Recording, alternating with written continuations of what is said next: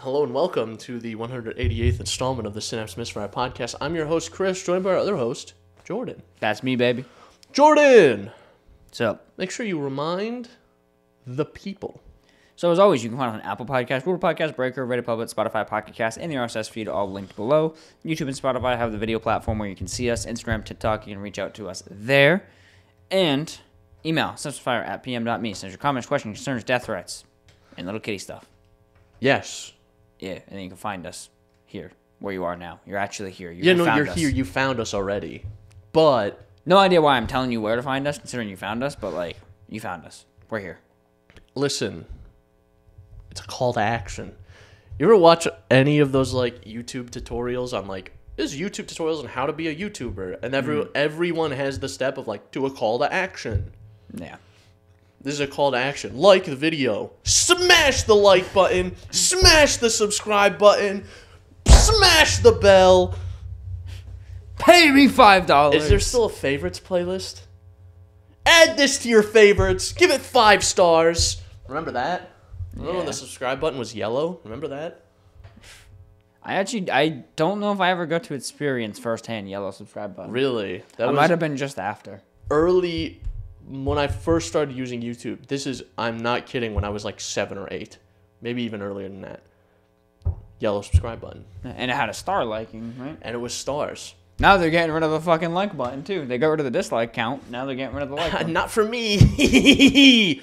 I have a browser extension that brings it back. Yeah, makes sense. See, you can usually browser extension your way out of, like, most things. I've browser extensioned my way out of out of the Reddit reformatting. I've browser extensioned my way out of the YouTube removing the dislike button. I browser extensioned my way out of advertisements, like pre-roll, mid-roll ads. I've browser extensioned my way out of sponsorship reads. I have streamlined my content viewing experience to an almost unholy degree. It always dumbfounds me. I'm min-maxing my browser most of the time. It always dumbfounds me when you pull up Reddit and I'm like, what are you looking at? It looks like you're on an archived website. Like, it's crazy. Yeah, because well, here's the thing. I am a stubborn old man. And I started using Reddit in like 2013 or 2014. And that's what Reddit looked like for the first 8 years of me using it. And they changed it in like 21 or 22. And I was like, this looks fucking stupid now. I'm not using this. So I just set it. You could just use. I just set up an extension to do old Reddit redirect. And I also use Reddit Enhancement Suite, which I don't know what features they have for the new Reddit layout, but like you can turn on Reddit dark mode, which I think is default in the new layout, but is something you get with RES on the old Reddit layout and things like that. Turning off subreddit styling, also fucking awesome, because there's a lot of subreddit styling that's fucking obnoxious. Yeah. If I'm on reddit.com and I'm on your subreddit, I do not care about your CSS styling. Yeah. I do not care. Yeah, that's true. I care very deeply about the content that's there. Yeah, but not so much the styling. Right. Makes sense. Makes sense. But yeah, I'm always min-maxing my browser experience. Yeah. Because I spend a lot of time on the internet, and I might as well make that experience, a little more enjoyable. Yeah, no, that makes sense. You know, Chris, I had some major drama recently. Some major drama. Yeah. So you remember last episode when I was like, hey, I'm going to go home after this and dual boot or finish dual booting, upgrading the storage on my Ally? Yeah. So at that time, when I said that, I had 1 terabyte SSD in the Ally. I had 88 gigabytes allocated for my Linux install, and I couldn't partition any more space, even though I had 400 unused gigabytes because Windows had a file somewhere that wouldn't allow me to shrink the volume. Okay. Which is like super frustrating when we're talking about SSDs and not hard drives. Update your shit, Windows, but You just move it. Like, I'm also surprised it's not storing things contiguously anyway. yeah. Like, And there's also on the SSD a lookup table to tell you where things are. So just use the fucking lookup table. Yeah. And say, oh, there's cache here that says, there's a table of where we're storing everything. The user wants to shrink this volume. Let's just take this stuff that's in this area of the drive and just move it over here. Yeah. Well, that's the problem I had is I couldn't shrink it. So I was like, okay, not a huge deal. What I did is I took the 2 terabyte SSD that I put in my PS5, the NVMe one, and I put it in the Ally because I'm like, I don't use the PS5 very often. I'll take the 1 terabyte from the Ally and put it in the PS5, right? Nice little hot swap there. And I took the 2 terabyte drive, took the Ally apart, came apart nicely. Everything went nice and smooth. Put the new SSD in. I cloned it first. Forgot to mention that step. I had said last time I was going to Best Buy to get the drive thing. So I clone it. I put it in the Ally. I boot it up. I boot into Windows first. Looks great. I have a terabyte of Windows. I have 88 gigs of Linux, and then I have like 920 gigs unallocated. Okay. I'm like, beautiful. Merge volumes. Can't do it. I'm like, okay, not a huge deal. Let me switch over to Linux and try to merge it in KDE Partition Manager. Can't do it. Drive's in use. I'm like, okay. Let me go back to Windows. Go back to Windows. Try to merge it, assuming, okay, maybe it won't say this part of the drive's in use because I'm in Windows and not Linux. Nope, drive's still in use. So then I do a little research. Well, you can't really make modifications to your C drive because your C drive's always actively in use. I'm like, okay, sounds like I could just take it out, put it into the housing, merge it externally on a different computer. Right. Won't let me do it. I'm like, okay, weird. Maybe it's a Linux thing. I start doing a little fucking Reddit rabbit hole research on, like, does Linux partitions behave differently? And sure enough, there's some weird quirks to them, but, like, it should be pretty straightforward. Basically, I go down this rabbit hole where I can't merge it. So then I go, you know what? I'm going to bite the bullet. I'm going to delete the Linux partition because all I had on there was Linux, and it took me maybe 30 minutes to install. So I'm like, I've already spent more time trying to merge this. If I just deleted it, I could have done a fresh install. Yep. So I delete it. I have 2 unallocated volumes now, an 80 gig and a 920. I merge them. Beautiful, right? I go into Bazite. I fucking boot off an external SSD. I say do an installation. I tell it I want it to use the 1 terabyte unallocated storage. Everything's great, right? It gets all the way through the installation and then goes, hey, dumbass, I'm already on here. I exist. I'm not going to install. That's literally what it says. It says not installing because of already pre-existing install. Instead of being like, hey, do you want us to like overwrite or like replace or like merge? Like, nope, already an install. I'm like, okay. So I pull out the SSD one more time. I plug it into my desktop. I go into Disk Genius. I format all sectors on that drive, except for the Windows part, but all sectors of that partition. I format it. I even did an overwrite. I did a fast overwrite where it replaces every bit with fucking zeros. Like I'm trying to just totally wipe this thing so it has no readable data on that partition. Still somehow goes, yep, Bazite's still here. So now I'm getting like super frustrated, and I basically, long story short, I do this for like, I'm not kidding you, 6 hours. I left here that day at like probably 1. I worked on this until 10:30 at night. Jesus. It was ridiculous. I got home, I basically did that the whole time, then I ate dinner in between, and then I continued working on it until 10:30. The reason I say it was dramatic beyond just my wasted time is because one of the last times I took the SSD out, I may have broken the battery connector off the Ally. Right. So what happened was it's a little piece that just kind of pushes down and a little latch slides over it. And for some reason, I can slide the latch over, but it just ain't holding it, right? So now I'm looking at this thing going, it's broken. Like I literally cannot get the battery to stay connected. Oh, no. It was to the point where I had 2 options at that point. I'm like, okay. I send it in for repair. I have 3 options. I send it in for repair. I go buy another one and take the $800 L.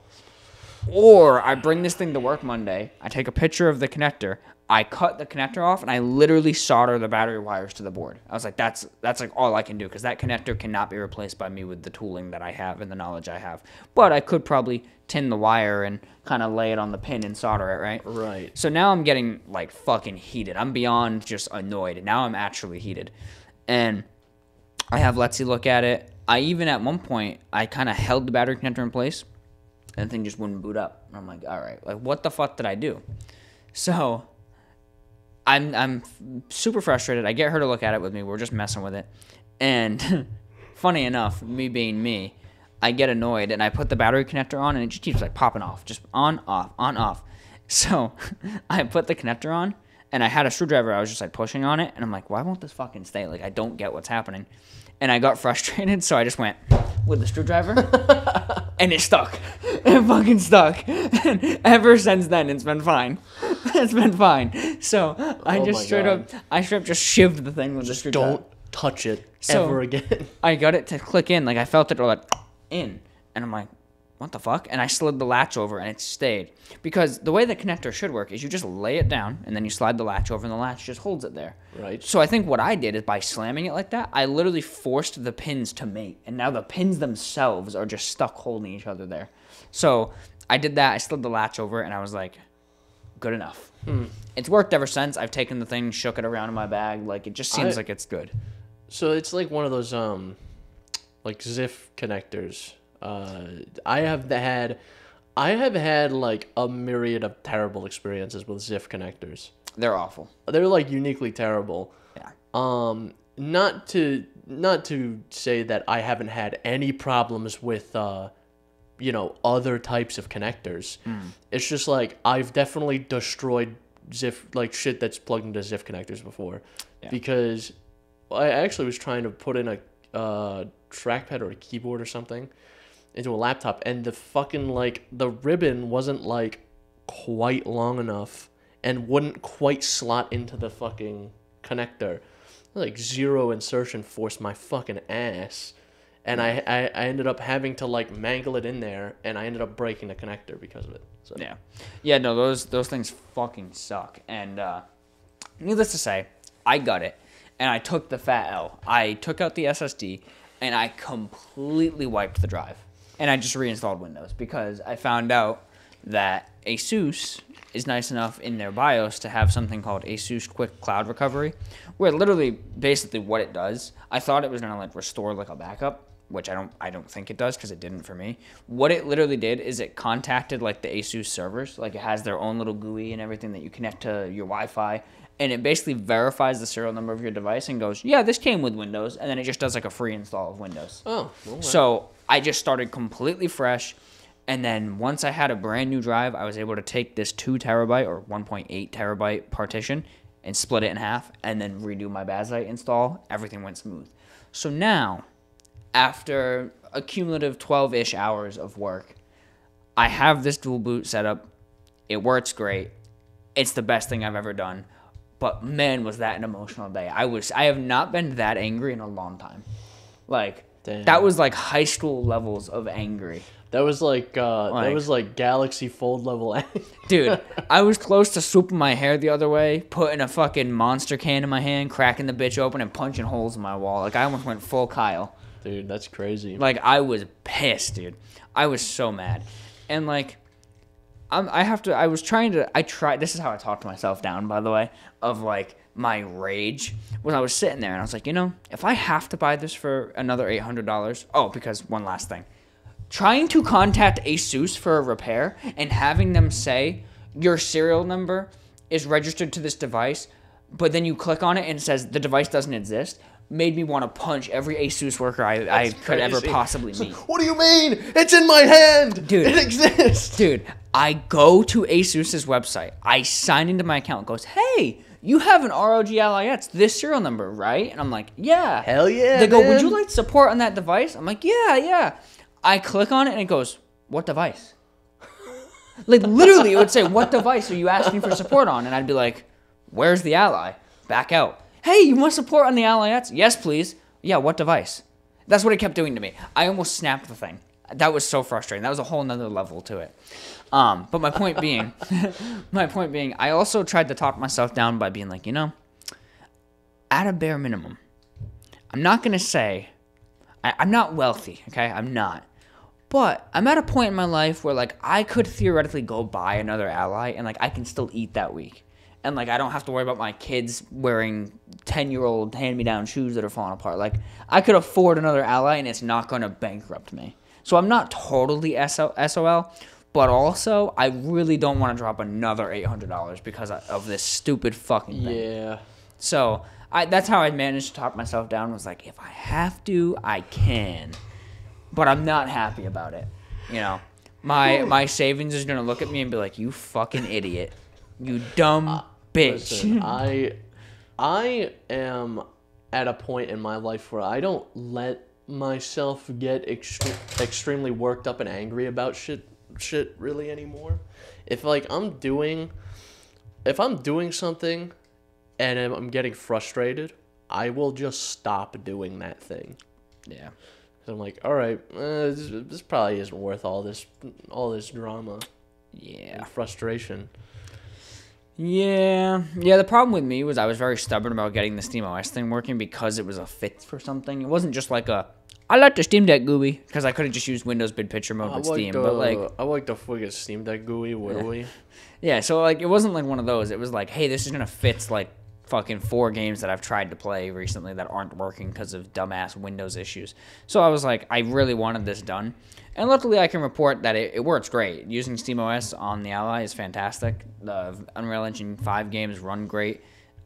Other games generally seem to run just slightly better because of the less bloated OS in the background. So, and I've been able to just boot right back into Windows and play some Call of Duty and stuff. So it's like I have officially the best of both worlds with the device, but it was a fucking pain. Like, it should have been easy. I figured this out. I said this to Letsy. I figured out what frustrates me the most of anything in my life. It's when simple shit ain't simple. When something that should, theoretically, because I'm not using a hard drive, right? There's no sectors. There's no sort of sequential reading and all that, right? I'm not fucking talking about a spinning platter here. I'm talking about a solid state drive, okay? So theoretically, there should be no problem where I go, hey, can you take this unused storage and just like give it to me? No. It should have just been like, oh yeah, no problem, man, here you go.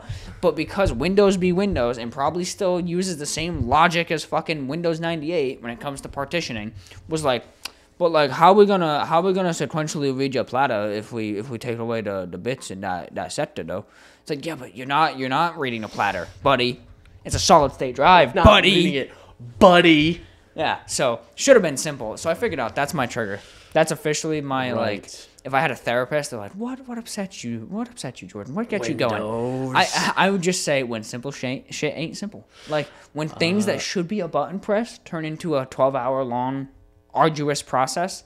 That'll get me heated. That'll get me going.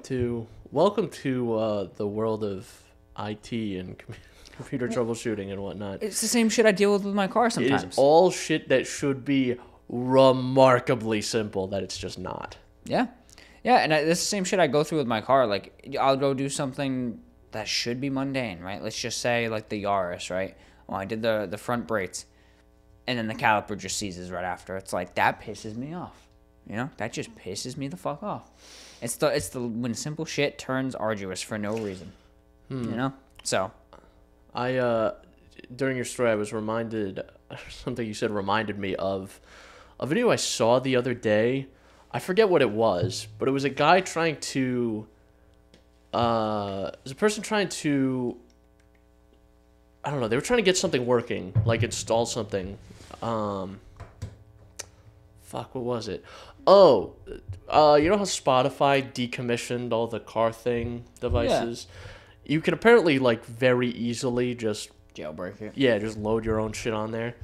And I watched someone do a video about that, and this particular individual, I believe, he said, like, I actually had to do this, or I even tried to do this with Linux, and it showed him plugging in, like, his Steam Deck to get, like, the Linux desktop going on that. And he's like, I ended up actually making an error where I had to reinstall my SteamOS. And he shows the terminal, and it's just errors returned from the RM command saying that, like, a bunch of shit was, permission was denied to remove a bunch of shit. Brother, did you go online and look something up? How do I do X, Y, and Z? And the answer you got was like RM, RF, /, and then you just ran that? Does that still get people? What does that do? RM, RF will, RM is remove, and RF is recursive, forced. and / is like your main directory. So it will just remove everything. All permissions. Yeah. But if you don't run it as root, it will deny permission on a bunch of shit. But you'll still be fucked because it'll delete a ton of stuff. Yeah. But like, I just want to know, did you do that? Did you do that? This is like Linux 101. This is what they teach you when they're like, don't enter shit unless you know what it does. Yeah, 100%. Don't just enter shit into the terminal. I now am at a state where I have a pretty good idea of what something is going to do, just generally when I enter it into the terminal. But like, I don't know the specific syntax of certain things. Like, if I wanted to use if I was installing something manually on like Debian, and I was using like dpackage dpkg to try to install something, I'm like, I don't fucking know the syntax of this. But other people do, because like, how often am I installing a package that way? Almost never. Yeah. Someone else does, and someone else would tell me how to do it. I'll just punch it into the terminal because I know what it's doing. But like, I'm not just gonna enter random shit into my terminal. Yeah, random terminal commands. So here, run this script as root real quick, and you just go, okay, I might as well. Yeah, that's fucking wild. All in all, not a terrible video. I just wanted to point that out because I was reminded of that, and it gave me a little chuckle. Sorry for your misfortune, though. Yeah. No, yeah. I'm having an issue with Windows right now on my main desktop where for some reason full control was taken away from all of my users, like domains or whatever. What? First, for my C drive. So like, for example, when I edit this podcast, the only way I can put this podcast on my computer is I have to drag it to desktop and then from desktop to my podcast episodes folder. If I try to go directly there, I don't have permission to do so. And I wasn't able to recover it for some reason. So I did a little research yesterday because I'm having an issue now where I couldn't install anything on Steam. It would say missing file privileges trying to install any games or update them. And now I got that fixed, but I'm having an issue where I can't update Steam. It keeps failing to update the actual Steam client. So something happened with my C drive where it locked me out. But I was able to restore privileges for my Steam apps folder and for our podcast folder after all this time. But like, you still have full admin control of your computer, right? I mean, I think it hasn't allowed me to do anything though. Like, even when I access a file, like for example, on my main user, if I go to the podcast folder and try to rename something that's already in the folder, it'll show the admin symbol, and then I hit it, and it says you do not have access to this. Oh. Yeah. But if I rename it outside and put it in there, then I have access to it. If I create it outside of that folder. And once I put it in there, I don't lose access. It's only the old stuff. It's like Windows didn't update or something and changed my privileges. So I've been able to retain some of it. Yeah. But I'm still fighting to go through like folder by folder. I don't know the Windows command line as well, or like not really very much at all. But if you get to like an elevated like admin PowerShell prompt, you can skirt around a lot of like the cages that they put you in. So like, if you want to do user access control from that, you might have to do the research for it, but it might get you where you need to be. Yeah, to do like a global sort of access then. Yeah, I haven't fucked around with PowerShell too much. I know it a little bit. I can do some scripting. I know enough to be dangerous, you know. I know enough to literally be a little bit of a hacker, a little bit dangerous. A little bit of a troll, actually. A little bit of. I could run a echo command real quick. I'm a little of a troll, actually. So, like, if you really want to be trolled, what you should do is go into your terminal and enter 8 = capital D. You'll be trolled. I actually know a little bit about the noun verb syntax of PowerShell commands. Widowy. So, PowerShell commands are remarkably simple, but also like not, where you'll have like a verb like get or remove or add or something.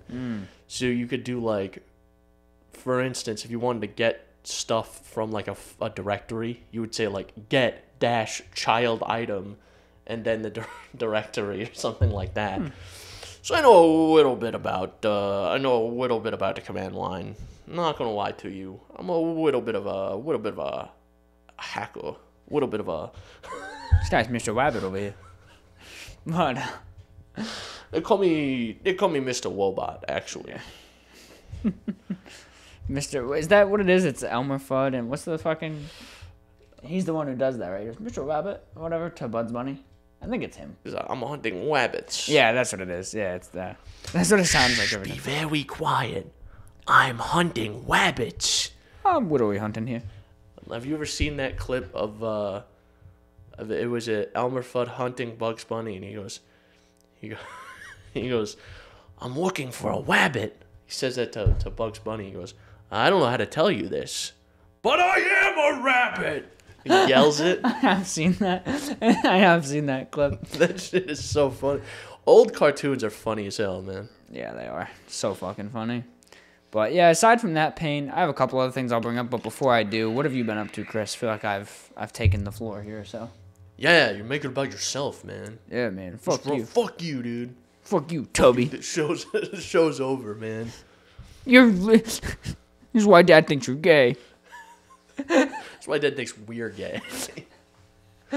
You know he's up there every time we record this podcast, just being like, Zillow, I'm gonna sell this fucking house. Get the fuck out of here. Sell this house and leave these dumb gay nerds in the basement. Yeah, Dad, my friend Jordan, he's coming over on a Saturday at like 10 a.m. What we're going to do is we're going to lock ourselves in the basement. You're going to hear a lot of slurs and gay stuff coming from the basement, but just don't listen. Well, here's the thing, is like, it's especially weird because this is the only thing I do in the morning. Like, I will push everything else to the afternoon on a weekend. I'm never doing shit in the morning on a weekend except this show. That's funny. Because, like, we've just set this time in stone now. And I'm like, yeah, it helps me jumpstart my day. Like, that's how I do, yeah. If I wasn't doing the podcast at 11:28 a.m., I would probably be in bed. So like it lets me jumpstart my day a little bit. Get the wheels turning. You know. But what I have been doing, more of the same. Dude, are you ever gonna like stop talking? I can't even get a word in edgewise.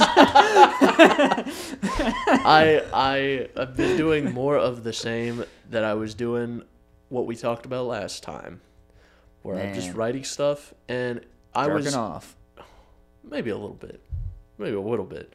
A little bit of wiener wanking. A little bit of wiener wanking. I have to give full credit there. There's these YouTubers I watch who, one of them does this voice in Call of Duty lobbies to prank people, and he does say, you should see my arena ranking, but he says, you should see my arena wanking. So that's where I got that from, okay? I didn't make that up, but I applied it. Give him full credit for that. I love that voice so much. Me too. But that does remind me of this, like, a Call of Duty clip that I saw of this guy who just does, like, he goes on, like, Call of Duty or Fortnite or something and does, like, rage bait. Mm-hmm. Where, like, it's like he's talking to, he mocks as if he's talking to a chat. Like he's streaming or something. And he's like, chat, this guy's dog shit. No, he'll be like, there's one that's pretty famous where he's talking about something with a calculator, and he's like, yeah, I just punched it into my calc is short for calculator, just so you know. And then he does that same bit like 50 times. You know, when I have like a vocal stim that I'm trying to do, and I'll say the same phrase 25,000 times, he does that, but condensed down into 5 minutes. Makes sense. He's rapid fire with it. And it infuriates people, and it's so funny. Where he's like, calc is actually, it's short for calculator. I was just using a little abbreviation. You almost said a little slur. Is that what you said? Not like say a slur, but it sounded like you said, I said a little slur. You know? I just said a little one. Just a small slur. Slipped it in there. I'm a slur slipper. What can I say? Slur slipper. That's a slippery slope, dude. Yeah, I'm still on my following my author pipe dream. Yeah, you're looking more Alan Wakey every time I see you, dude. Yeah, I'm like disheveled. Next time you're gonna see me, I'm gonna be like, "Rah, my wife is dead." Rise! I gotta shoot shadow people, or whatever the fuck that game was about. They're called Taken, actually. Actually, And they've been taken by the Dark Presence and turned into I'm gonna evil take beings. you in with Dark Presence and shoot you in the back of the head. Chris, you just don't understand, bro. It's not a loop, it's a spiral. That's literally the last line of Alan Wake 2. That's crazy. Pissed me off. Took me a year to finish that game. And that's what I got met with. It's not a loop. It's a spiral. I'm gonna spiral this nuts into your mouth, bro. Well, isn't that how the first one ends? Where he's like, "It's not a lake, it's an ocean," or some stupid shit like that. Yeah. Yeah. That game's alright. I think it's okay. Alan Wake. It's not an exceptional video game, but I think it's alright. Alan Wake 1, I would say, story-wise, is exceptional. Gameplay-wise, it's aged. Even the remasters. Oh, definitely, yeah. They didn't. But I enjoy it because it gives me that like homey feeling of early 2010s games. So I do enjoy it for that. Alan Wake 2 is fucking insane. Like, that game has such a crazy production value. The gameplay is just, I mean, it's basically Resident Evil 4 is the gameplay. That's what the gameplay is. And, yeah, it's fucking great. It's fantastic. I will say it runs on a little long, though. Speaking of video games from the early 2010s, or 2010 specifically, Red Dead Redemption 1 PC release. Yeah, have you played it? I've been playing a little bit of Undead Nightmare. Because I was going to play that on the 360, but I was like, this performs like fucking garbage. Yeah. So I'm not doing that. So I've been playing a little bit of Undead Nightmare. It's Red Dead Redemption. On PC? It On probably PC. just looks and runs better, but it's the same It game. looks slightly better, I would say, because it's up-resed in a way that's not like, oh, we just stretched the textures out or like whatever. the definitive GTA thing was. Yeah, where it's like, it is up-resed a lot, and, but like, in terms of environment quality and like graphical quality, it's about on par with the 360 version. It's just higher resolution. Yeah, it's still like desolate, no bushes, trees. Yeah. Like, it's not like Red Dead 2 where it's thick foliage. But like, I've said this before on the show, how Red Dead Redemption 2 has ruined horses in other video games for me. Because the horse in Red Dead 1, your horse in Red Dead 1 does not handle at all like your horse in Red Dead 2. Where I just think the horse was an integral part of the game, like taking care of your horse and naming your horse and feeding it and brushing it and whatever, and building this bond with your horse and it moving like a horse was like so much of that game that horses are just ruined for me now. Yeah, I think the big thing with Red Dead 2 with the horse that I always found fascinating is exactly what you just said, but specifically how it's in the game in a way that wasn't annoying. Like, any other game would have been like, you got to take care of this thing. I would have been like, really? I want to go shoot stuff. I don't want to fuck with this horse. But, like, Red Dead 2 really does a great job of, like, making you be like, yeah, no, I want to brush that horse. I want to take care of I want to this feed him a horse. carrot. I want to feed this horse a carrot. When your horse dies, I cry, you know? Yeah. But point is, I was playing Red Dead Redemption 1, and in Undead Nightmare, there's 4 horses of the apocalypse, they're called. There's special horses. War and horse. I found Pestilence, and I got it, and I broke the horse, and it says specifically, this horse is nearly impossible to kill. Nearly impossible, it said. Nearly impossible.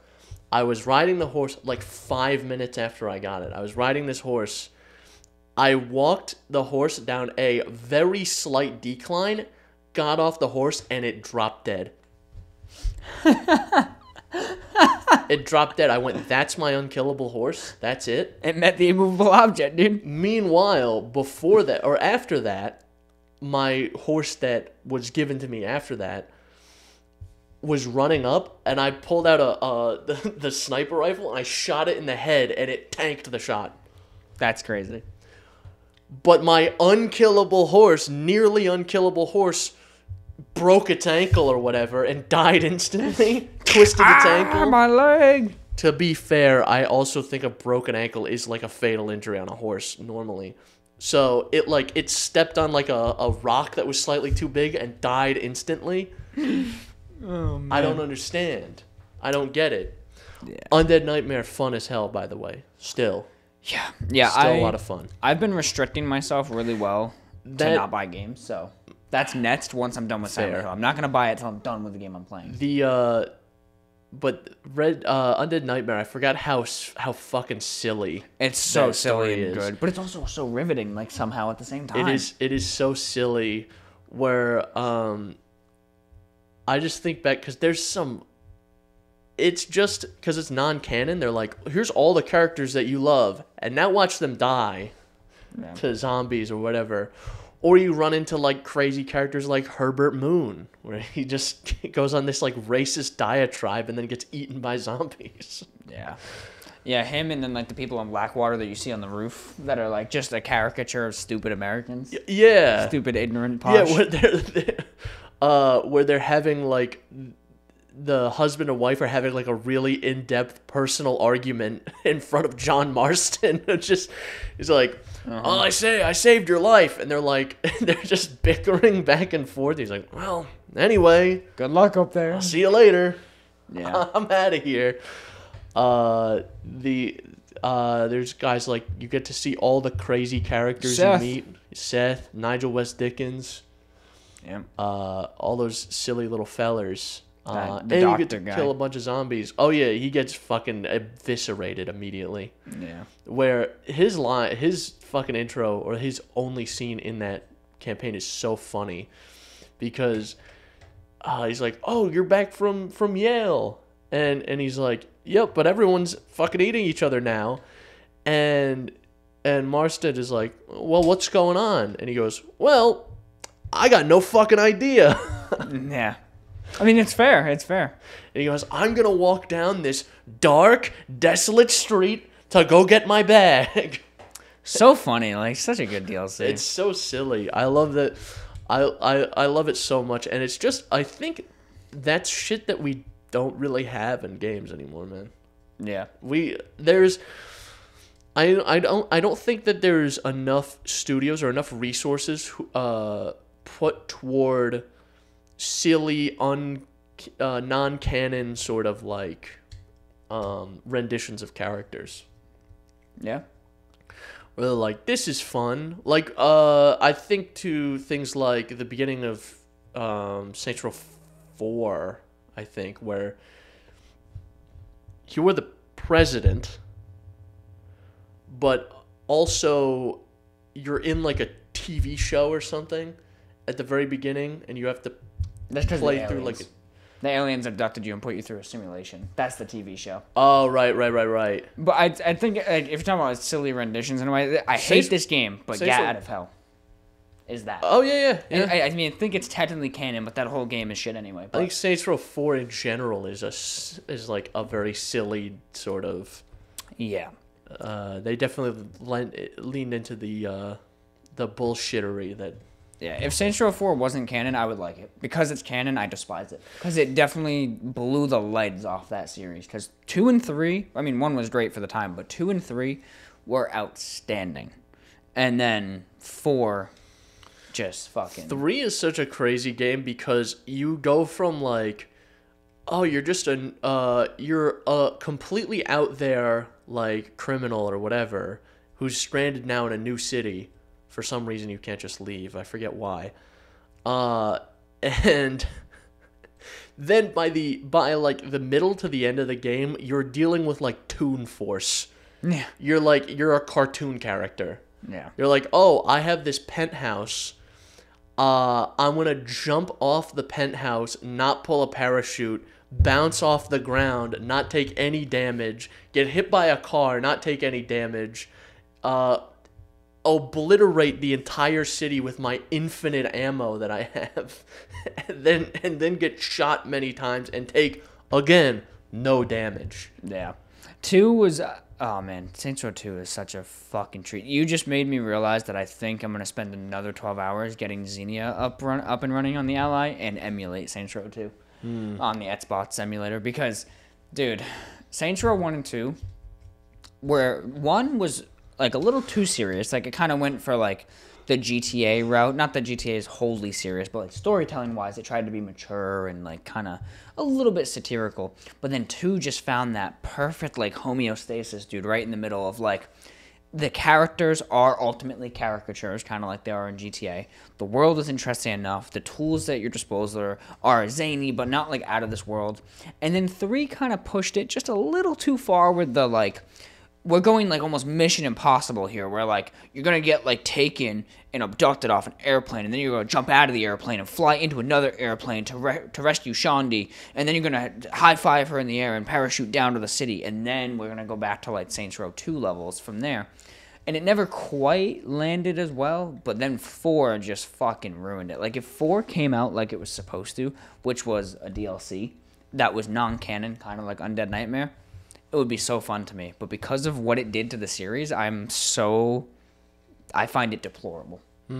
I would buy a copy of it at like a retro store just to destroy it, in the hopes that no one will ever own it and play it.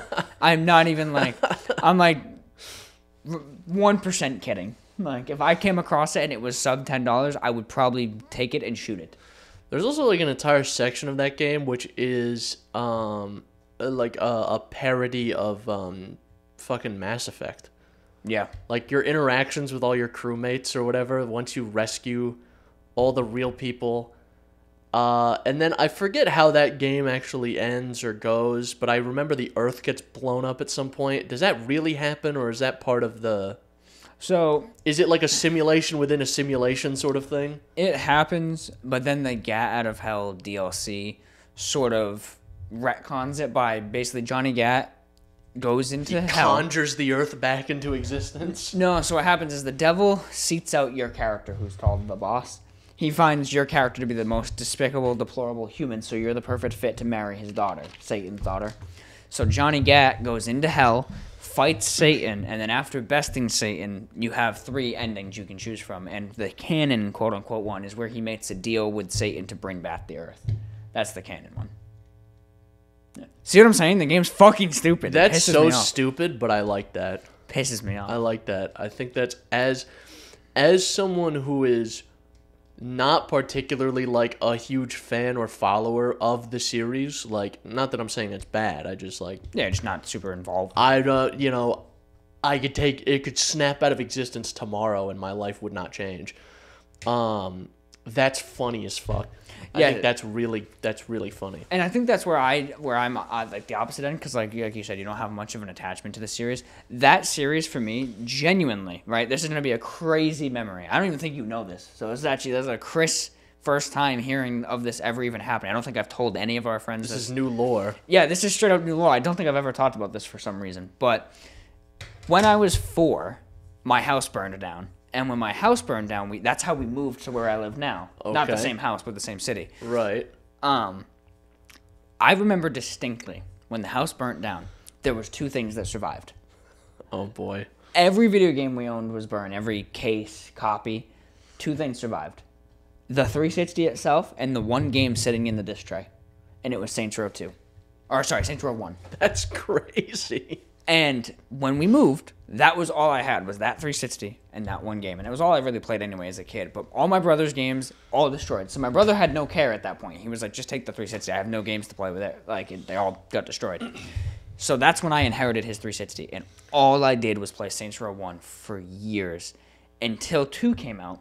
And my brother, who is like 12 years older than me, went to the midnight release for me, because obviously I was way too young, and brought it home. And I remember this dude. He picked me up and went to 7-Eleven, and we got the Twits ice cream bar. Okay. Right? And I'm eating this Twits ice cream bar, and he was like, man, yeah, new Halo, whatever, blah, blah, blah. And I'm like, yeah, man, I hope someday I get Saints Row 2. And he was like, yeah, that would be pretty cool. And then he just threw a bag at me. Like, just tossed me a bag. And I'm like, the fuck is this? And I open it up, and it's Saints Row 2 sealed. And it would be like, I know that shit was like getting a gift from God Dude, himself. Honestly, like, it's almost made me want to cry talking about, not cry, but like tear up talking about it. It was crazy. That's crazy. This is like what we were talking about before the show. It's like shit that I would live for now. Yeah. Right? When like, because we were talking about how it was common, I think this is common across the board, was like when you're in school, in elementary school, before Christmas, they would do like a Polar Express day. Yeah. Where you would read the Polar Express or you would watch the Polar Express or both, and you would have like hot chocolate and everyone would wear their pajamas or whatever. And I was like, man, I don't think I ever been that happy since. Yeah. Dude, no, that's absolutely like a gift from God moment. Like, I would kill to be in my brother's shoes at that moment someday in the future. I've been like, man, like, that's crazy. I also feel like, I don't want to sound like a boomer when I say this, but I do feel like kids nowadays would not have appreciated that the way I do. These days. No, because like nowadays, right, the equivalent of that is basically like, here, Jimmy, let me put my credit card into your Nintendo Switch and get you a game, right? But like, there was something about, there was no digital, or not no digital, there was minimal digital games. They took 1 billion years to download. I didn't even have internet at the time. There was just something visceral and tactile about just being like, here, this is a complete thing I am handing you. Well, it's insane. It's also like, I think, I don't think the feeling will ever go away necessarily of not having shit and then having shit. Mm-hmm. Where when you're a kid, you have no money. And then $0. And then when you're given money or you save up money, everything you buy means a lot. Like if I went back in time to when I was like 11, and I was like, hey, do you know? It's like, hey, hi, it's me. I'm you from the future. I'm 23 years old. I have a Steam account that has 700 games on it. And I would go, wow, games, unlimited games. But you never play any of them. And he goes, oh, okay. Yeah. But my point is ultimately that not having or the resources to get something and then just being handed that is like the most insane experience you could have as a human, I think, personally. Yeah. Like not having anything and then going like on like Christmas morning where you're like, it's a fucking copy of Pokemon. Yeah. To go from nothing to something is like a visceral, like primordial feeling, dude. It's crazy. You've been given the sustenance of life. Like it is crazy. But yeah, that was my sap story for the reason as to why I hate Saints Row 4. And it's also why I can look at someone like you who appreciates the game and like whatever, or thinks it's funny, and I'm not like, fuck you, dude, because you didn't have the same experience I did with the game. So therefore, you're not going to care as much. And there's people out there who think that about any game. I've definitely been absolutely kneecapped by like some pretty deplorable sequels to video games. Yeah. To be fair. Payday 3 coming out was like, that took so much wind out of my sails. It was crazy. I honestly don't think you've been in the same sense. And they just launched the Year 1 edition. Like what's in there? What's Nothing. in there? Do they have functional servers in there? Do they have like a normal skill system in there? Because this is the thing that sucks, is that the stuff they added isn't that bad. It's actually a huge improvement over Payday 2 in a lot of cases. Because like in like Saints Row 3, you're dealing with fucking Toon Force in Payday 2. You have extremely big body armor, and your build is min-maxed to shit, so you're taking no damage and dealing obscene damage. I'm running around with fucking 2 shotguns with flame rounds, and then another additional shotgun that has explosive rounds. Jesus Christ. So like even the most terrible, like the most terrifying enemies in the game, like the bulldozers, you pull out your judge, shoot him once, it blows the face shield off, and then you switch to your dual-wield shotguns, and you shoot the faceplate, and he's down in seconds, on fire, dead, screaming. Holy shit. But in Payday 3, a bulldozer's a fucking threat. As it should be. Like a huge threat. This thing runs in, and it'll be like, because at Payday 2, they'll throw like 10 on a map at a time. In Payday 3, they'll throw out 1, and it is fucking devastating to the whole crew. And then you can bring in overkill weapons, which get like airdropped in, and you get like a big fucking LMG, so you can fight back against the dozer. Those mechanics are fucking great, but like, man, did the rest of the game really take the wind out of my sails? Yeah, that sucks because that's like a conceptually excellent sequel, but executed poorly. I think the next thing, if it ends up being bad, is Roadcraft, the new SnowRunner game, the new Mudrunner. That would be the game. next. That'll delete you. If I buy that game and it's bad, this podcast will be fundamentally different. I'll show up. I'll have like big dark circles under my eyes. Chain smoking. I'll be smoking a pack of cigarettes at a time, all taped together in a round. I was going, say one big drag on this giant cigarette.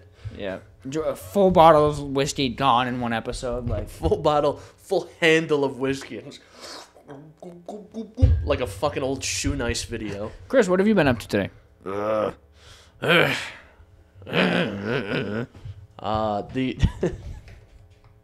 old Shoe Nice videos are such a fucking deep cut. I watched that man when I was like fucking 8 years old. I watched that man chug a bottle of Everclear on the internet. Sealed too. Like he shows in the video that he's like, here, look, and he cracks it so it was sealed before. It's a new bottle, and then he just skulls the whole thing. What the fuck, dude? How that guy isn't dead is crazy. I don't know. I saw him eat rocks. I saw him eat the like small explosives. I've seen him eat so much shit. Plutonium. Anyone who knows, like any YouTube OGs know. Fucking everyone would show up to a new Shoe Nice video. Like, oh, what's Shoe Nice gonna eat today? Oh, he's gonna eat an entire package of adult diapers or something like that.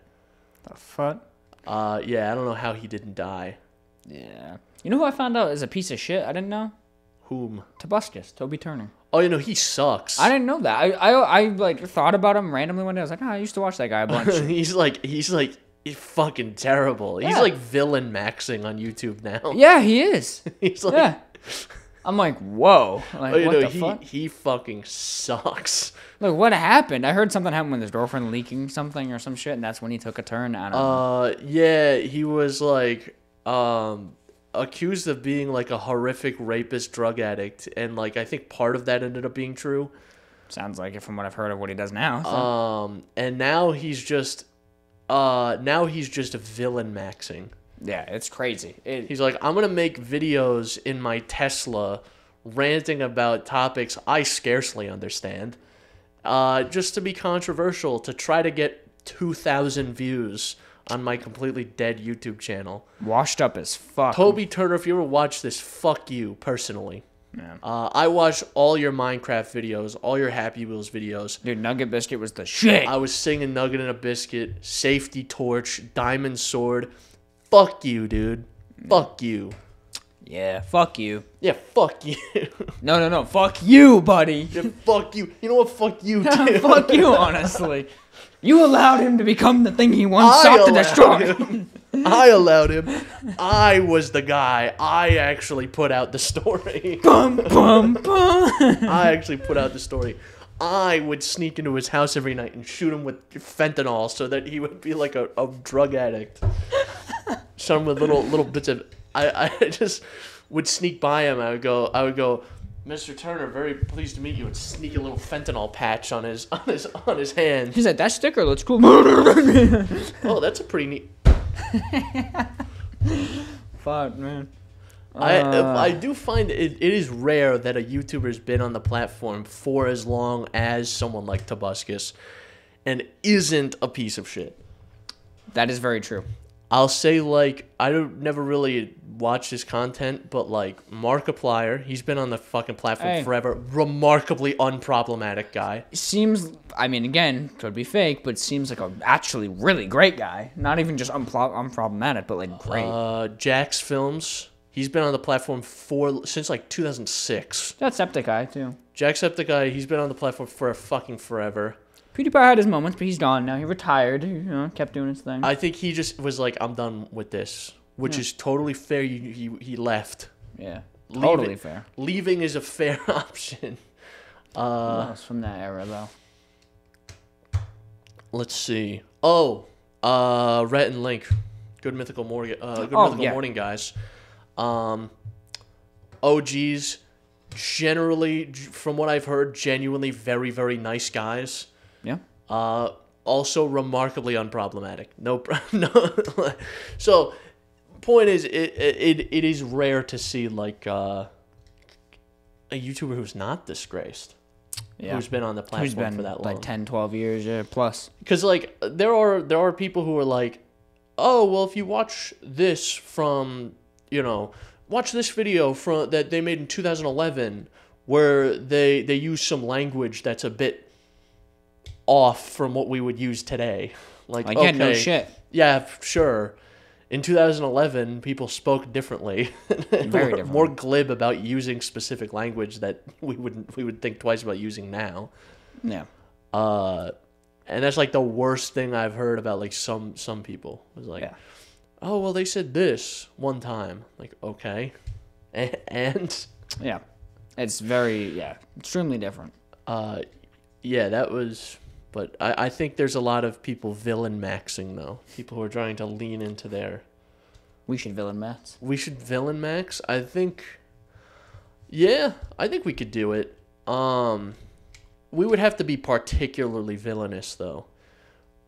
Things that no one could conceivably ever get behind. Cannibal Holocaust 2, let's do it. We're going to make Cannibal Holocaust 2, but it's all going to be real. It's actual cannibalism happening. Yeah. What are some takes we can put out for villain maxing? Condone cannibalism. Condone drunk driving. Fund fentanyl addiction. Fund fentanyl addicts specifically. Dump. Remove school lunches. Remove school lunches and breakfasts. Or make school lunch and breakfast $50 each. And require it. And require people to pay for it. Burn every copy of every book. Yep. Especially the religious ones. Let's see. Poison every food supply chain. Mm-hmm. Dump E. coli into every single restaurant's food stock. And most controversially, force everyone to get vaccinated with E. coli. That's what's force in the vaccine. Everyone to get shot with E. coli. And if you don't take it, we're going to invent E. coli covered bullets that have E. coli on them so that there's going to be a task force in your town armed with like big 50, 60 round drums of these fucking E. coli bullets, and they're just going to start mowing people down. Yeah. And they're going to be real bullets too. In addition to so if you die from the E. coli is just a bonus, really. You might die from the bullet. It's extra poisoning damage. Yeah, like, we'll put in an extra poison buff here. And extra D4. You get shot in the head, and they go, you actually take an extra D6 of poison damage. Could you roll that really quick? Hello? Could you roll that? Why aren't you saying anything? I'm going to assume that goes over your max HP based on your response. That's what we're going to do, though. There's going to be a task force of armed men, and they're all going to be wearing what looks like medieval plate armor, but is actually made of, like, solid Kevlar. So if you shoot them with anything, they can just tank it. We're call them bulldozers. Like they are the bulldozers. They're in like big bomb defusal suits, and they run through. And we're gonna give them actually, instead of assault rifles, we're gonna give them all miniguns. There you go. And they're all gonna have a big backpack of ammo. Run, burn, and just fucking cutting a house in half. Just take people out with these E. coli bullets.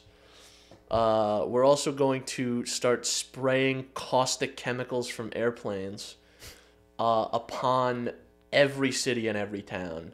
We're gonna, not even chemicals. We're just gonna spray like piss into the air. We're gonna make piss rain. Our piss. It's gonna be Collectively. We're gonna be collecting hundreds of thousands of gallons of our piss. We're gonna be piss maxing. we're gonna seed the clouds with our piss. So it's gonna rain. It's gonna be our piss. It's gonna be piss rain. Hope you're not collecting rainwater because it's gonna be my piss in there. Chris's piss rain. Piss rain. Chris piss rain, baby. You heard of acid rain. This is piss rain. God damn, we're rain maxing. Piss rain is absolutely villain maxing behavior. We're gonna make the piss rain, and then we're gonna damage the climate so it rains all the time. We're gonna turn this shit into Pangea, like the time it rained for like 400 million years or whatever.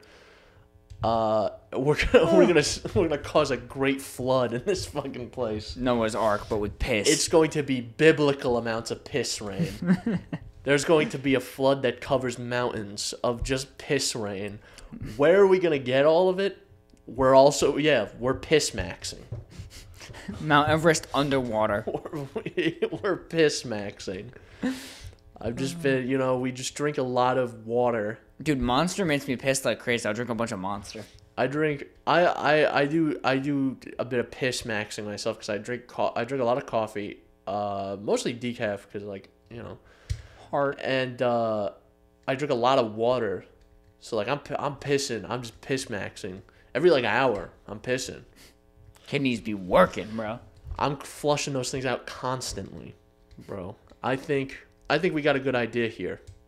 Let us know if you want us to come to your city or town and create piss rain and shoot you with E. coli bullets. Jesus Christ. Different from, again, still regular bullets. Just with E. coli. Just they're also coated in E. coli. Have your D6s ready. We're coming. Yeah. Have your D6s ready. Yeah.